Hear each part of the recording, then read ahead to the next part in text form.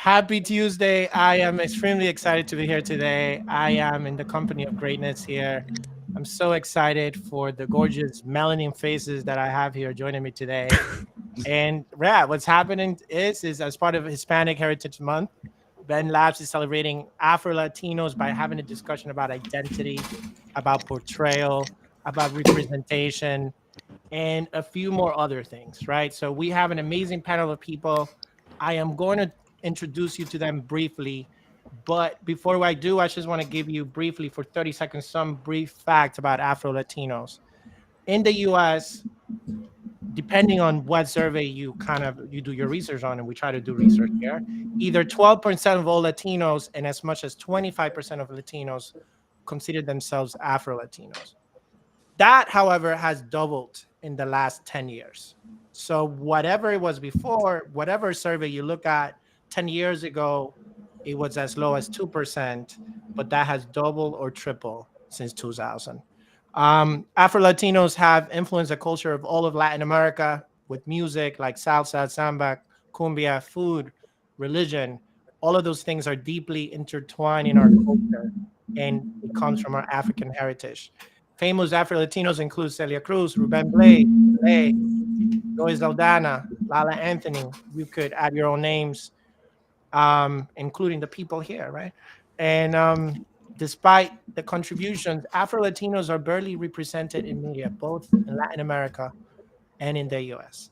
So today I'm going to start this chat by having some of our amazing panelists introduce themselves and also answer the question, how do you define Afro-Latino? So, Kama, maybe we start with you. Maybe tell us a little bit more about you and what's your definition of Afro-Latino? Hi. I'm Calma Calmona. I'm a singer, artist from Puerto Rico. I was raised as a military brat, so I was raised in different parts around the States, Puerto Rico, and Germany. How do I define Afro-Latinidad? It's very simple. It's African descendant. But within that, there's a broad spectrum of colors and perspectives and journeys, and they all interconnect. And I'm still in that journey of getting to know everything that Afro-Latinidad means. Awesome. Thank you, Kalma. Oscar. What's going on, Alex? Hey, everybody. So my name is Oscar Martinez. As you can see from this little thing that has my name there, you guys can see it. If not, it's Oscar Martinez. I am traditionally known as a creative marketer. I say traditionally because that's just the spiel that I go with all the time. So that's like my part-time gig is being a creative marketer. What does that actually mean? I don't have the tangible skills of a creative, but I am a strategist. I have an eye. I think very creatively. I am a connector. I bring things together from ideas to people. You kind of name it, right? Worked with a lot of amazing brands over the last 13, 14 years. Very big brands on the tech side as well as on the hospitality side. And currently right now, my full-time thing is being a podcast host. So me and two of my very close homies who are also Afro-Latino host a podcast by the name of the Smartest Guys in the Room podcast. Please feel free to check us out on YouTube or wherever you listen to your favorite podcast.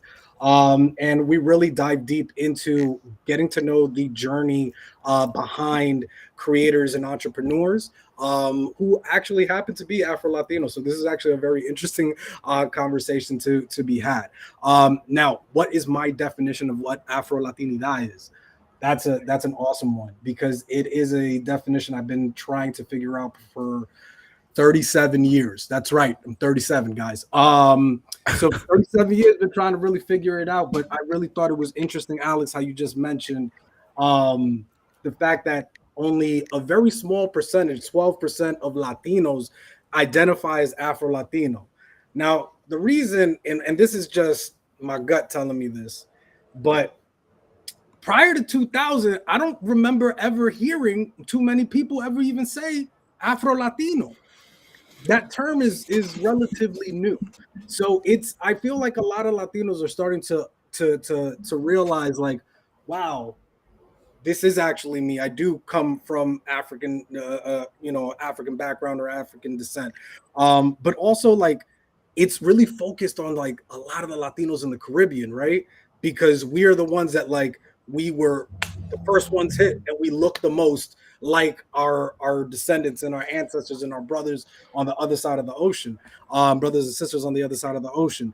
But yeah, to your point, man, I think Afro-Latinidad is a beautiful mix of cultures, of traditions, ideas, of melanin, of women, of men, children. It's a beautiful, beautiful, just amalgamation of things, a tapestry, if you will. But we could talk a little bit more about that. Yeah, I just pulled out that tapestry word. Haven't used that in a while. But I'll pass it over back to you, Alex, because I'm sure we'll talk Yeah. more after this. Reina, why don't you give us your definition? Thank you, Oscar. And tell us Yes. more Hi, about yourself everyone. My name also. is Reina. Yes. My name is Reina Noriega. I'm a visual artist and an author. My work as an artist centers around positive representations of women of color filled with joy and vibrancy.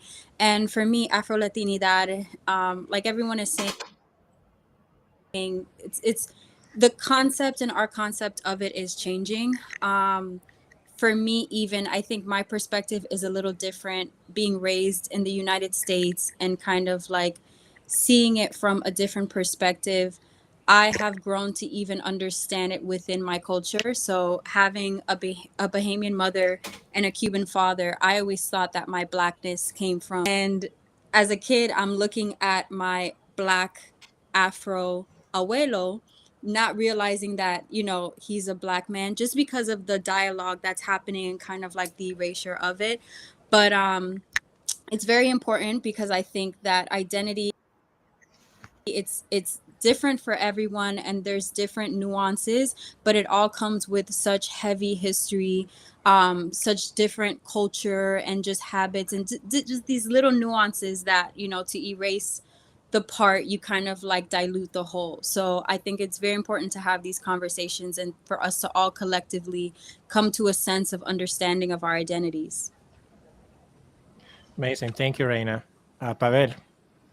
Hey, what's up, y'all? So Pavel here. I'm a tech founder for an AI-powered journaling app that's launching pretty soon under the company Plural, and I also have this podcast called Quien which, ironically, unbeknownst to me, that all these dope people would be on the podcast. Reina has been on it. That's the most recent episode. Alex has been on it. Oscar, I was going to record with him today, and Calma, you already know I gotta get you on now, but the mission of the show is to redefine professionalism. So we have conversations around the conflict that many of us experience between professionalism and authenticity. And yeah, I mean, I love Kalma's definition when she said of African descent. And when thinking about being Afro-Latino, we'll talk about the identity and like when did you know you were black, but I always refer to Cardi B. She was in this interview talking about, you know, what, like, how did you know you were Afro Latina? And she was like, well, clearly I wasn't made from two white people fucking. And I really like that definition. Best definition so far. Thank you, Pavel. Great. I should probably introduce myself. My name is Alex Montes. I'm the head of marketing here at BENlabs. And my definition of Afro-Latino, and probably this is the only question I will answer because this is about you guys, is that Afro is my race, Latino is my culture. So I am a Black person who happens to speak Spanish, who happens to like certain music, who happens to have a certain religion. And that comes from, you know, a lot of times that comes from elsewhere. But my race, um, in a lot of aspects, cannot be denied. So that's the way I define it. That's just via introduction. So with that being said, and maybe we can do a round robin, and let's keep it rated G because it's a corporate thing. A few things. Now that we have a definition of Afro-Latino, Pavel, maybe you were hinting at this. when do you begin identifying yourself as Afro-Latinos? Was this something you did forever, or is this something that's evolving, kind of, like in Kalma's kind of example from earlier? And how has that affected your experience as your own identity evolved? Has that changed anything about you? So would love to hear that, Pavel. Yeah, I mean, first of all, even the term, even like these things like race and ethnicity, like never in my life has someone asked me like, oh, where are you from? And I'm like, I'm Latino. I've never said I'm Latino ever. That's only used for like the census or something corporate related. Like I think within our communities there's a heavy emphasis on this like nationalistic pride, like the origin of where our families were born, right? My family being from the Dominican Republic, like that's where their pride centers around. So I grew up saying I was Dominican, but at some point I don't remember when, maybe it was in college, like starting to do a little research on like the African diaspora, the connection to Dominican Republic, where I started to say I was black, but then you would hear people be like, yo, you just trying to be black, like, yo, you're Dominican, right? And like there was almost this like correction, and like there's how I identify and there's how people see me, and then there's people telling me I should do a certain thing. So honestly, till this day I still feel uncomfortable using the term Afro-Latino, Afro-Dominican, like any of those things. I still feel uncomfortable because I still feel in the back of my head people telling me that I'm not. Even like in corporate with like employee resource groups, like I would go to the black employee resource group and I would go to the Latinx employee resource group. But I would have white coworkers be like, oh, must be nice to go to both of them, have time for both of them, right? And I'm like, wasn't my choice, y'all. Wasn't my choice. I'm sorry. You know what I mean? So again, till this day, I still feel uncomfortable. Thank you. That song, it must be nice. Uh, just came on. All right, let me go the other way around. Reina, why don't you answer that same question? Yeah, so even when Afro-Latina wasn't a thing, I used to always opt to consider myself Black Hispanic. And so this is like the younger years in like, school and like whatever, when you have to answer those questions. And I always got stuck because it would always say, race, Black, white, and they both say not of Hispanic descent. And I would always be like, but what do I do? What do I do? Like, it always felt like, I had to just choose the one that made more sense. And then I think I had a different experience when it comes to people saying what I am or what I am not. I don't think that ever kind of bothered me. I know that I experienced a lot of like not being Latino enough or like not fitting what the norm was. But I think I always kind of saw my privilege in being able to benefit from the beautiful sides of all of my cultures, more so than like the lack of representation. And then I think I chose to just manifest that and create that for myself. Thank you, Reina. That was great. Oscar. I'm going to be honest with you. Both Raina and Pavel's responses were so good that I just forgot the question. So Alex, if you don't mind repeating it. Yeah, I'm happy to repeat it all the time. When did you begin identifying as Afro-Latino? If you always identified as one, it's great. And then how has that affected your identity? Yeah. When did I start identifying as Afro-Latino? I would say probably a couple years ago when I first heard the term. And I was like, that's it. That's what I am. That makes sense.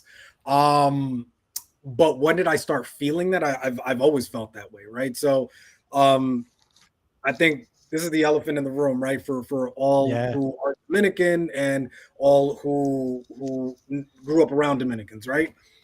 We have this stigma or this thing or whatever you want to call it that a lot of Dominicans don't identify as being Black or being of African descent. I grew up with that all around me, hearing that in Washington Heights and here uptown New York. And but I always found it a little bit strange because at home, my mother, my grandmother, my aunt, they're all very, very light skinned. Like if you saw them in the street, you would think that they were two like small little Jewish ladies, right? And then there's me, right? So I am this like little brown chubby kid running around the heights, and I knew, like, I was like, this isn't like, I know I don't necessarily feel like I'm super Latino. And Reina, thank you so much for saying that, because that's something that I think as Latinos, a lot of us are afraid of admitting, that like we don't feel Latino enough. You know, so I went through major part of my life just not feeling very Latino, not really identifying with that part of me. And I'm 100% Dominican, and I grew up in the Heights. So that's weird, right? But then I went to college, very similar to Pabel, where I started doing a lot more research on what it is to be Dominican, what it is to be Latino. And that's where like it really just opened up everything for me, right? And I started getting a lot more comfortable with saying like, okay, I do identify here as a Latino, but I also still identify as kind of as an African American, you know. But then you've got your friends who are African American that might not look at you like that. But then you've got your Latino friends who are like, bro, come on, what are you doing? We going out to dance bachata and salsa. And I'm like, nah, I can't do that, bro. And I'm not trying to do that, you know. And also it was just kind of like the upbringing where we kind of grew up here in New York. It's a very different place, right? Whereas if you talk to someone who is of Hispanic descent out in LA, they're going to give you a completely different answer, because their experience, you know, growing up was very, very different. It might not have been as mixed as it was here in New York, you know? So that was a very long-winded answer to say, I identified as Afro-Latino probably a few years ago when I heard the term for the first time, but I've always felt it in mi corazón. Thank you. Kama, bring us home. Let me know if you need the question again. I can relate to everybody, to be honest. I've felt very uncomfortable as well with the term Afro-Latina. I never used it. I just I started singing, and the internet started putting me in groups of Afro-Latinas. And that just like, it was a reality check for me. It was like, oh, you know, it triggered a lot of things in my youth as a little girl, you know, like I never had like pelo lacio, or my curls weren't all the same. I have like 4 different types of curls, and I don't know how many different types of textures. That's why I have dreadlocks, because I can wear my hair down. And always just a lot of things I didn't get as a kid, because I didn't have that mentality. A lot of things just started coming up. So to be honest, it's been a journey, and I'm trying to learn more about myself and learn more about everybody else. I feel like it's part of evolution, like human evolution, period. You know, I feel like I said earlier, it's a broad spectrum of stories, perspectives, journeys. My journey is not the same as nobody here in this panel, but that's beautiful, no? And to be able to have, I get really nervous in these spaces, because I feel like I'm walking on eggshells. You know, I don't want to say something politically incorrect, and I'm trying to let go of that, and to find safe spaces to learn more and have conversations like this. Listen, if you talk to my friend Pavel here, he will tell you there's no definition of authenticity or all of that. So whatever you want to say goes here. This is Planet Fitness. This is judgment-free zone. Exactly. It's judgment-free zone. In fact, I was hoping somebody would go like, I'm not Afro-Latino. I mean, I just got invited to this panel.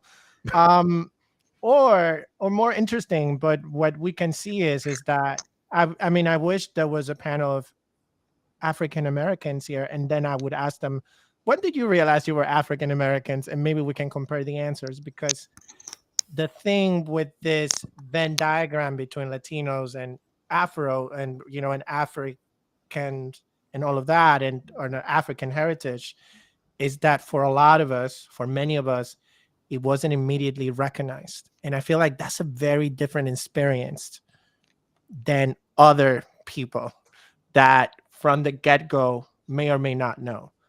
So I mean, obviously we cannot talk for others and all of that, but I think this is an interesting characteristic that a lot of people say was like, well, maybe when the term was invented 10 years ago, that's when and you didn't even have a term before that. So that's why identity shifts, right, as it happens. But with that said, we have Ivan here.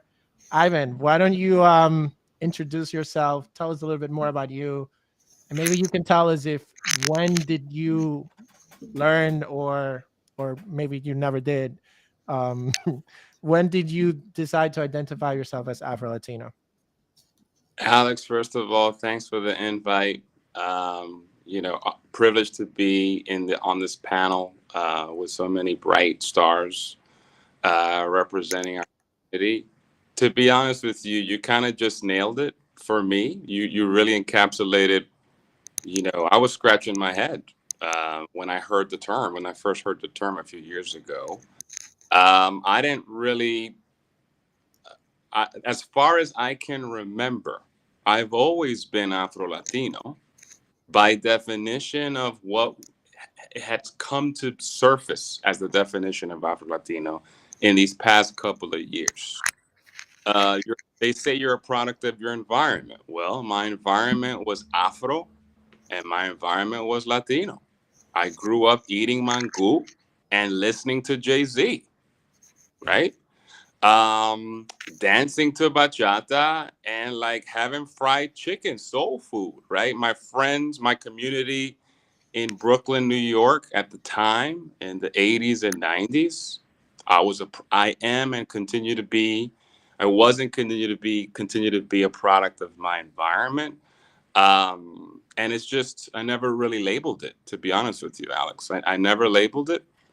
I embraced it. And, you walk with a soundtrack in your head, and that's just because of the upbringing in your house and in the building and then on the block. And so really wear my stripes proudly. If you want to call it Afro-Latino, great. And maybe we could help unpack that here a little bit, because as the generations come behind us, they may have another word or letter to add or remove. At the end of the day, they will be products of their environment as well. And it's okay for them to rock the Afro-Latino label, whatever they want to call it. Kind of rammed all over the place there, but you came in strong, man. We're a big old sazon, we're a big old salsa here. That's exactly. What we do. Exactly. Thank you, Ivan. That's a very strong introduction. All right. All right. Following up on this, how do language and culture intersect with your experience as an Afro-Latino? Has there been a time where you felt pressure to lean more towards one aspect of your identity than the other? I think that was already expressed, right? But this juxtaposition of language is a thing for us. And then having two identities. Oscar, how do you feel about that? Have a feeling you have? Yeah, I mean, to be honest, when you bring language into the mix, right? That's where I'm going back to what Raina was mentioned.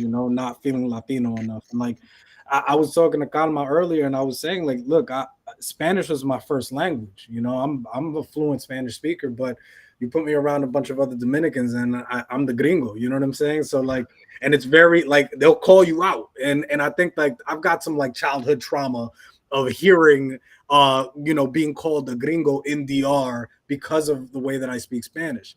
But it's like I've been caught in between these two worlds my entire life, right? And Spanglish has always been like that happy medium where I can like talk English and just drop a Spanish word in there, but in a very like organic way, because that's just how I speak. Like when I would talk to my mother or my aunt or my grandmother, I'm interchanging. I'm going back and forth between English and Spanish because they were raised here. They were raised in New York. They came here when they were 13 years old. So, and they work for the city and all that other stuff. They use English on a daily, for work. So, and then obviously, like, I'm using English with my friends when I'm at school, when I'm, but there is that sense of like home when you start to speak Spanish, but then it breaks up, the English kind of seeps its way in there. But yeah, I think to kind of answer your question, my thought in regards to language is really feeling like I've been caught between these two worlds of like, when can I speak this? Am I speaking it proper enough to speak it? Should I just stay quiet and listen? Or am I in a space where I feel a little bit more comfortable and I'm able to kind of like just truly be myself? I think a lot of times we just don't want to be like judged by people, and so we think too much about it. But those of us who are a little bit more progressive, we don't care what people think, right? But it takes time for you to get to that point in your life, because until then, when you're in college, you're in high school, you care very much about what other people think, especially when you're like trying to like showcase who you are, like but yeah. Thank you, Pavel. I think you have some thoughts too. Yeah, I mean, it's very difficult. I think kind of coming off of what Oscar said, all right, so like in my corporate experience, it's interesting because like again, I would go to employee resource group meetings and functions and parties and get-togethers with like the Black group, and I would also go to the the Latino group. And honestly, more times than not, I would feel way more comfortable with the Black employee resource group, because I feel like with the Latino employee resource group, it was almost like a competition of like, how Latino are you? And I'm just like, first of all, there's certain foods I don't even eat. The jargon, the slang, there's just a lot of things that I felt like it was a competition, where I didn't feel like that in the Black employee resource groups. And it's weird too, because it's you're being judged by your own people that you would think would accept you, you know what I mean? So I think it's almost a little bit even more disappointing. But I think we fail to realize that like all of these things aren't by accident. Like there's always been that. And I try to think back to like even my family, where they came up and they grew up in they were around in the dictatorship of Rafael Trujillo, where there was like an ethnic cleansing of thousands of Haitians, right? So he would literally go around town to town, and right, so you think about skin color, hair texture, but the thing that people forget as well is that there were mad Dominicans that were killed as well because of this like test that he would do. He would force people to say words where you had to roll your R's. So like carro. If you didn't know how to do that, done, right?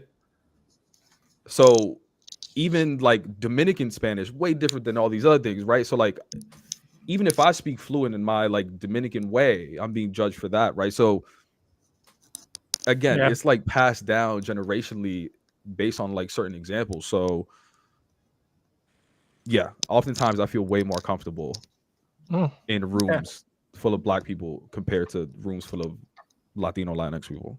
Wow. Thank you, Pavel. Reina. Can you reiterate the question so I make sure I'm on topic? Yeah. No, I gotta look that up again. But basically, do you feel like are there any times that you felt pressure to lean more towards one aspect of your identity versus the other? Especially as it relates to language and culture and things like that. Yeah, absolutely. And like everyone has said, it's because of the judgment. And sometimes it's because of your own internal insecurity that you even care, because I don't think as I've gotten older that it has gotten less. I think that I just have a better understanding of myself and where I came from and pride in that. So I'm able to tune out the noise a little bit better. Because in middle school, my 6th grade year, I went to a school that was predominantly Hispanic and Latino, but not very many people looked like me. And so I was always kind of singled out as like, well, say something right now, like, and being put on the spot and kind of like having to pass a test. And it always made me get into this state where I was performing, you know, where I was trying to buy folders and T-shirts with Cuban flags on it just to like, I guess, mask, you know, or just to like fit in. Um, that became exhausting as I got older, you know, and the pressure that I put on myself, like in private, in writing, my Spanish is on point, but if you put me in front of someone that I feel is going to judge me, I close like a clam. Like I cannot say anything because of that fear of messing up and being judged. You know, I learned French in school with no problem because I didn't have that thought in the back of my mind of like this level that I have to reach. You know, I was just able to just kind of appreciate and learn and enjoy. So I think it is kind of like restricting access and kind of like preserving this optical illusion that, you know, whoever, wherever decided that we would have to fit into. Because even when we think of the terms Afro-Latino or African American or being a woman, this, you know, I deal with being an Afro-Latina artist, a woman artist, a this and that. You would hope that one day the standard is just that you're good and just that you're enough. And there is a lot of value and pride in my identities because that is what shapes my art and that's what shapes my voice and who I am. But there's also this level of like people always needing you to fit in a box so that they know what to do with you. That can also be like uncomfortable, and maybe, as you guys have said, also like we don't know what the future will look like for the next generations. Like that may be a hurdle we have to go through to get to a point where we are human first and also able to value like all of our identities without it being like, you know, you're not Afro enough, you're not this enough, you're not that enough. Thank you. Kalma, any thoughts about this? This is getting good. Yes, actually, a lot. I've experienced this as a child, going to a lot of different schools. As an Army brat, you know, I've lived in trailer parks in Texas and Germany, public schools in PR. So yeah, I picked up both languages, but as I was talking to Oscar earlier, we were talking about that in Puerto Rico and the Dominican Republic, there's a lot of broken down Spanish. So it's also not good enough for Latin America sometimes. And so I think I've been through all those stages, and like Reina, I can relate in the sense that it doesn't really matter anymore for me. When I started singing, because I have all these backgrounds, everything is like Ivan said, a product of your environment. So I was like, okay, well, I have a lot of environments, then what am I, you know? So I had to really, it's been a journey to find myself, you know? And when I started singing, for example, people were saying, what do you sing? What's your genre? And I was like, I sing soul and I mix it whatever I feel like mixing it. And the Anglo market understood that. The Latin market didn't understand that. So there's a lot of contradictions. First time I went to Spain, and I was in high school in Germany, and I'm kind of just putting little examples out there. I was excited because I speak Spanish, so I was going to Spain, and I was like, oh my god, I can, because I didn't speak German, and I felt like they treated me very rudely, and I didn't understand it.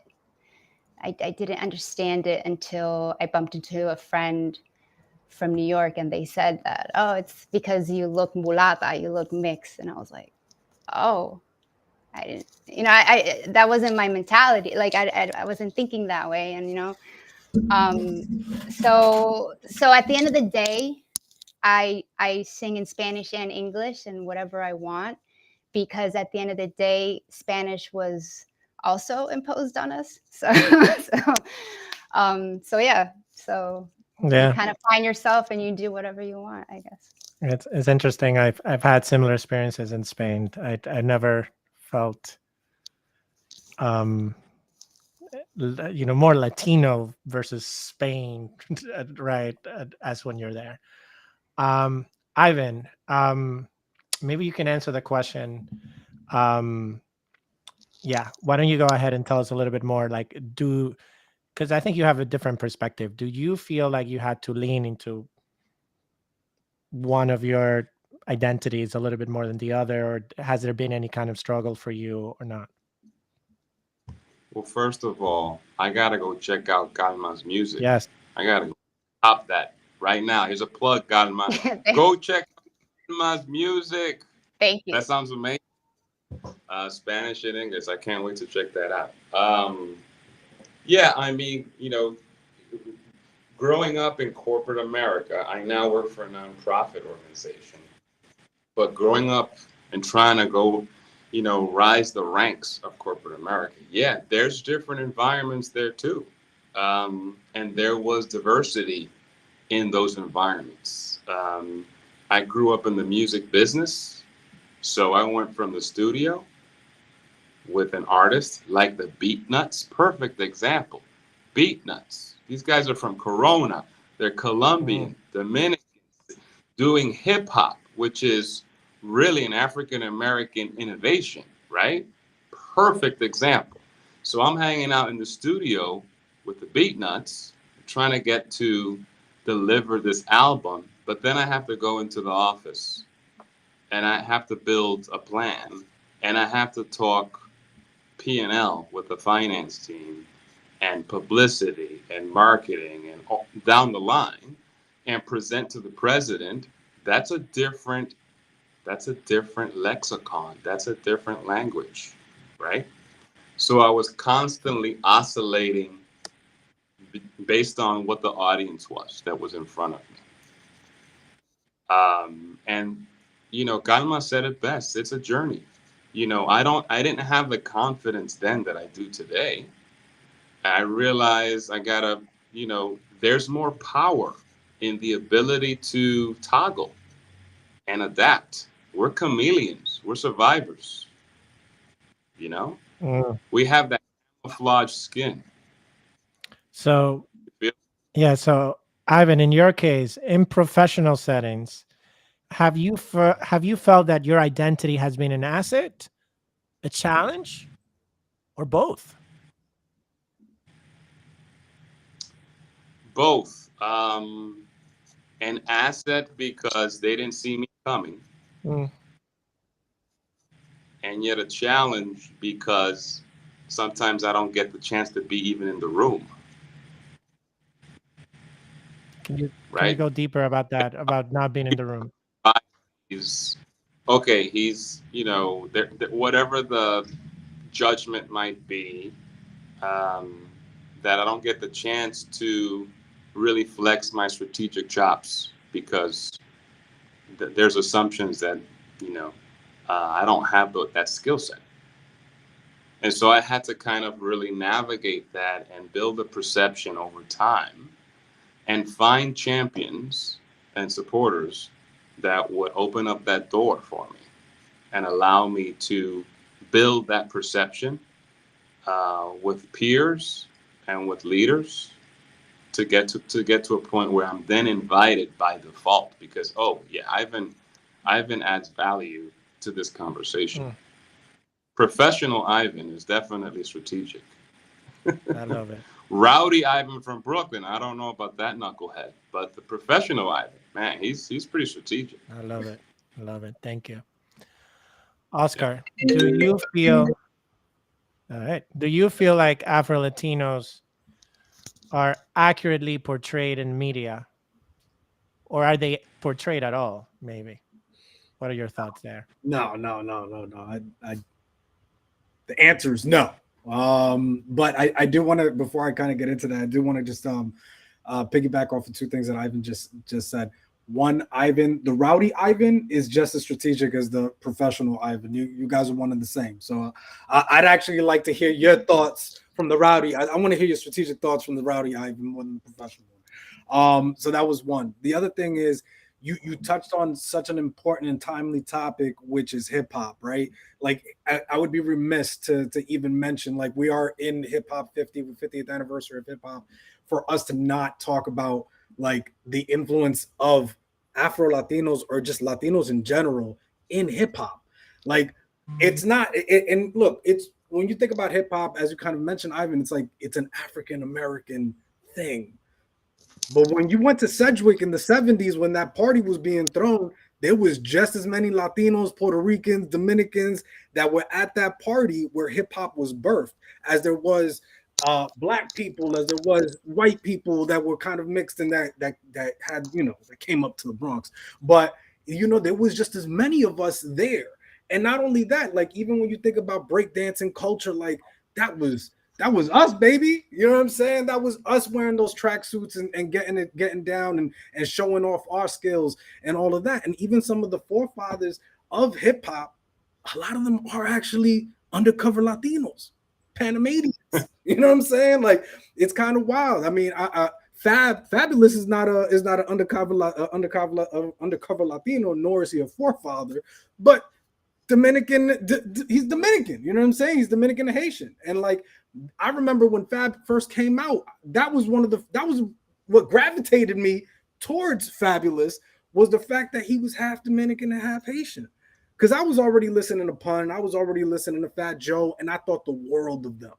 Because I was like, yo, finally, somebody that's like me, that's Latino, that is using their creativity in an art form that isn't uberly Latino.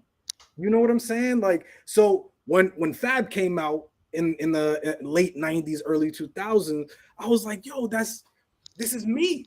This is me, and these are all my homies. This is and he's speaking in a way that like is relevant to me, makes sense, the type of music I listen to, the type of stuff that I care about, a culture that I was born into, you know. So like all I wanted to say, just so I went on that quick little tangent, is that there would be no hip hop without Latinos or Afro-Latinos. So like I like to like make sure that people are aware of my thoughts on that one.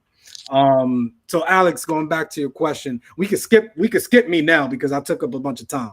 We're gonna skip you. But if you guys want to go off script, let's do that. You guys can just react to each other. Happy to do that, right? Kalman, Reina, you guys are more like artists, right? So, and I think you alluded to it. Does your identity as Afro-Latino, Afro-Latinas, or evolving identity in this case, has help or not in your case? Maybe Kalma, you go first. Absolutely.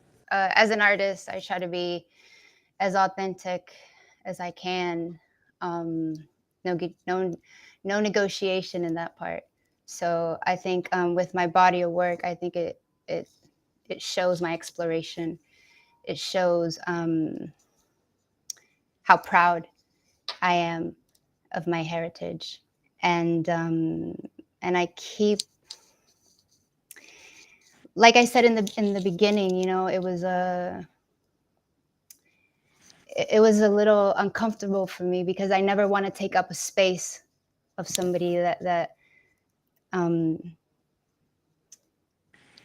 has other experiences, you know. But I've always felt in this space that, you know, I'm como que no soy ni lo suficientemente negrita para estar aquí, ni lo suficientemente blanquita para estar aquí. So there's like a space in between, and a lot of people have come up to me and said, like, thank you for representing that. And I never even thought that. I was just trying to be myself. But the truth is that is a part of myself. So it's been beautiful to experience that. It's also been beautiful with my work to go to other Latin countries and see the diversity and see the African communities, you know, and all the spectrum of that, of what that means. So yeah, I keep learning, as I said, and I keep finding myself, and as well as I want to just be the student, you know. So yeah. Thank you. Reina, why don't you bring us home?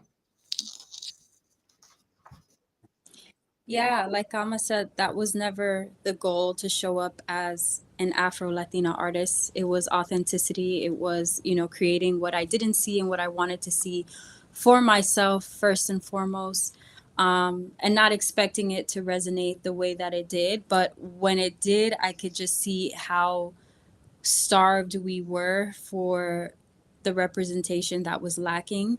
And you asked a question a little bit earlier about, the media, and if we are represented, and if we're represented accurately. And we always kind of fit into one stigma, fair skin, dark hair, loud, wild, violent at times, when it comes to the women. And it can be kind of like it just becomes exhausting, and it makes it not exciting to kind of like rally around something that can push culture forward or can represent you, or you'll be proud to show, you know, your friends that don't understand, and just the little nuances that when you have privilege of being the majority, you take that for granted, but it means so much to see yourself and to see like what is possible. And so I think that I always think about my privilege. And so I think I'm happy to show other people like what's possible through that privilege, which is growing up as an Afro-Latina in Miami is a way different experience than growing up as an Afro-Latina in Wisconsin. So I get asked a lot, like, did you feel like not included? Do you feel like you don't get enough opportunities?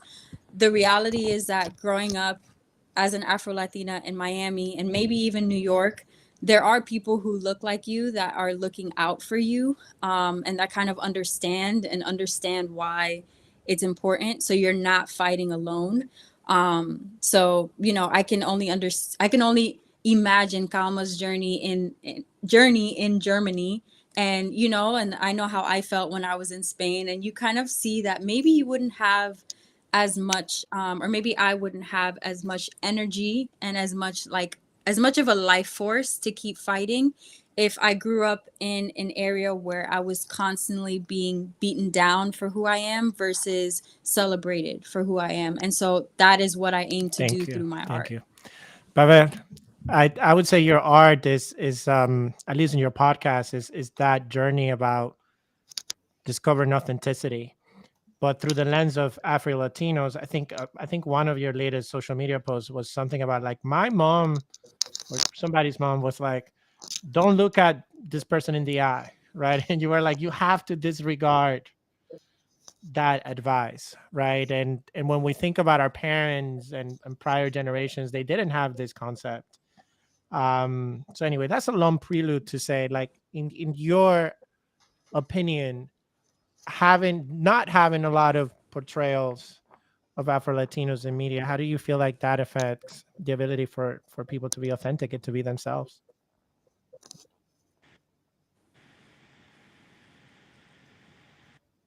You're on mute. Sorry about that.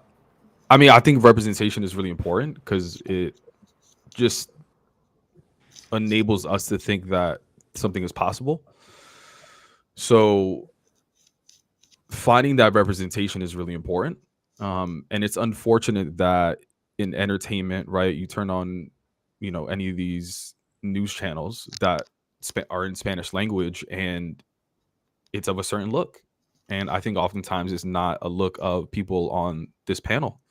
I mean, there are even, let's talk about music, right? Like you see a lot of the most popular reggaeton artists, and a lot of them don't look like people on this panel. Now, are they the most talented? I don't know. I'm not saying I don't vibe with the music. I'll be in there. I'll be in the clubs. I'll be listening to it. I'll be in there.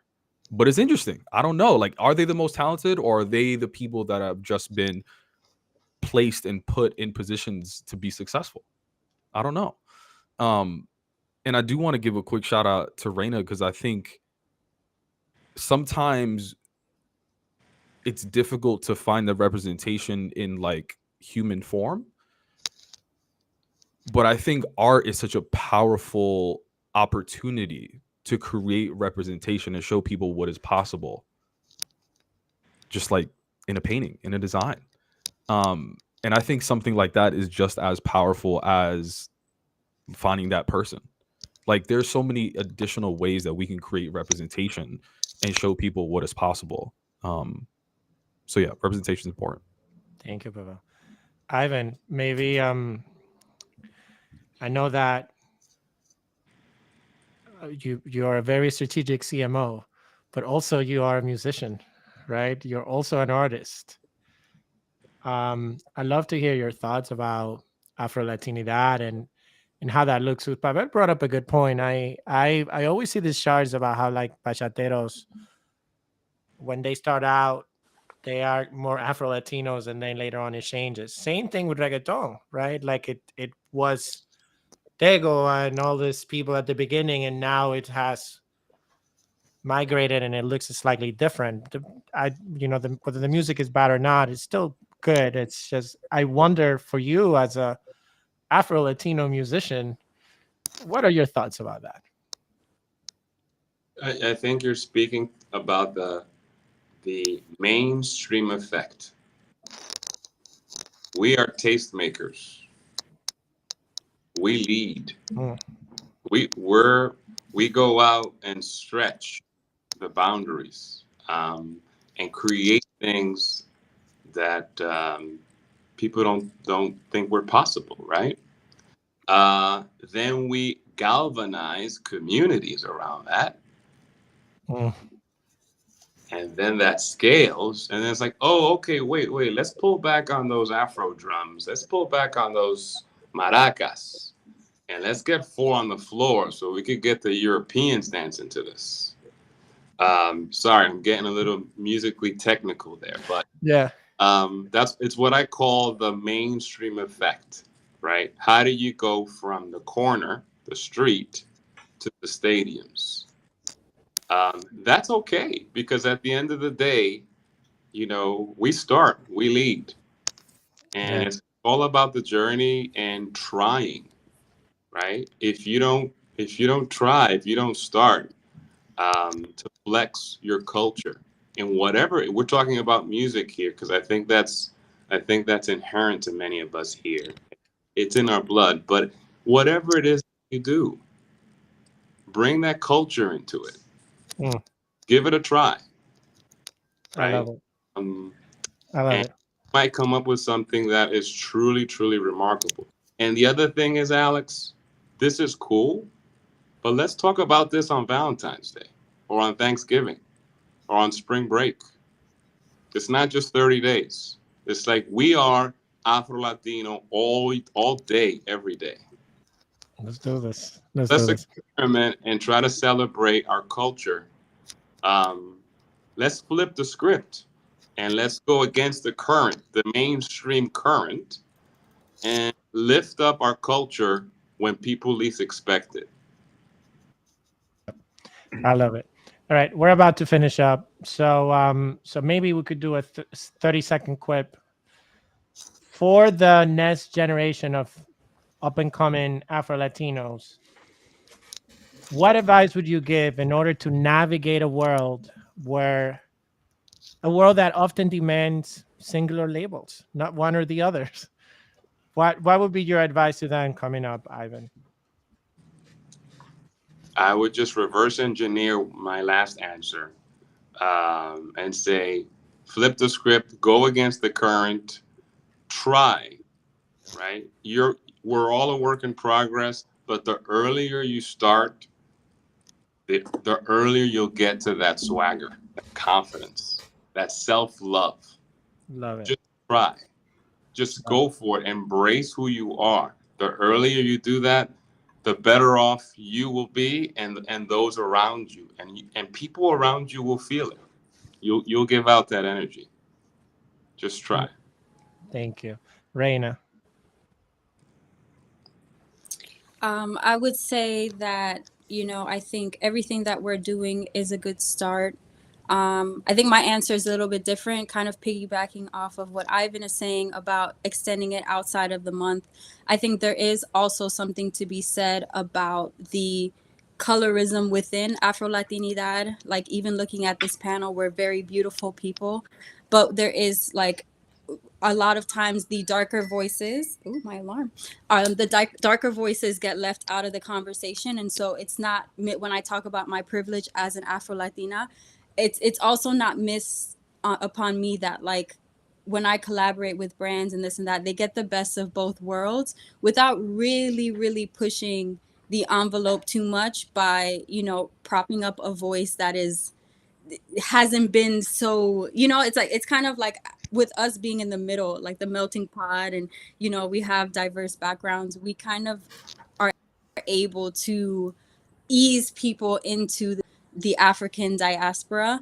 But there's still more work to do, because oftentimes, you know, Amara La Negra, she talked about it a lot on her platform. Like there still is a scale even within Afro-Latinidad that I think we can do more work to kind of like dismantle that. Calma. Thank you, Reina. I'd say stay curious. I'd say learn as much as you can about your heritage, about yourself, so you can create your own path and create the things that you want to see in other people. Thank you. And I also want to say what I meant about taking other people's spaces was eloquently explained by Reina. So that's kind of what I meant. Thank you. Oscar.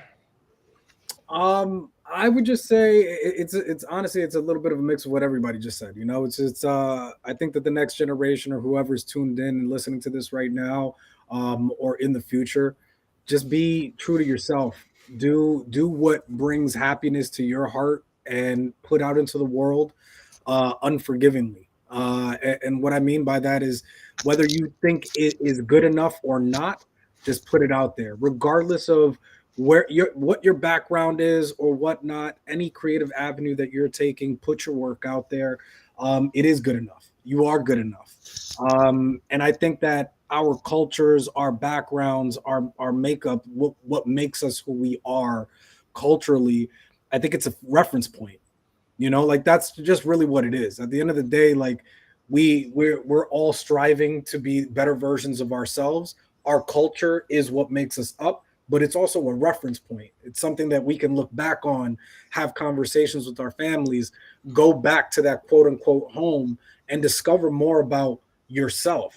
And when someone says discover more about yourself, it doesn't necessarily mean like yourself, but like your identity, what makes you. You know, there was a lot of very interesting points during this conversation today. And Alex, you actually had mentioned one earlier, like it would be interesting to have this conversation with a panel of African Americans and asking them how they would feel about like being African or being considered African or whatnot. I think for a lot of us, whether we're Latino, African, Asian, European, whatever may have you, going back home and discovering that piece of yourself opens up a whole new world that you didn't even know existed.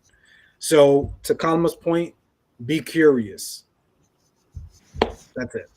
Thank you, Oscar. All right, why don't you bring us home? Yeah, I would just say stop caring about what other people think and find comfort in how you self-identify. All right, guys, it has been a beautiful panel, both visually, if I may say, but also a lot of amazing ideas, a lot of amazing thoughts. And thank you for your vulnerability. Thank you for being vulnerable. Thank you for just being yourself. Thank you for being authentic. I had an amazing time. And yeah, look at what Vanessa is saying is the most beautiful panel. I have to agree. So thank you all for bringing your wisdom, your friendships, and you know, some of you I've met decades ago. So I'm so happy to, you know, that I get to reconnect, and those that I'm meeting today, such a pleasure. So with that being said, thank you guys. We're gonna do this again on February 14th, right? That's what Ivan wants. So we'll meet again soon, and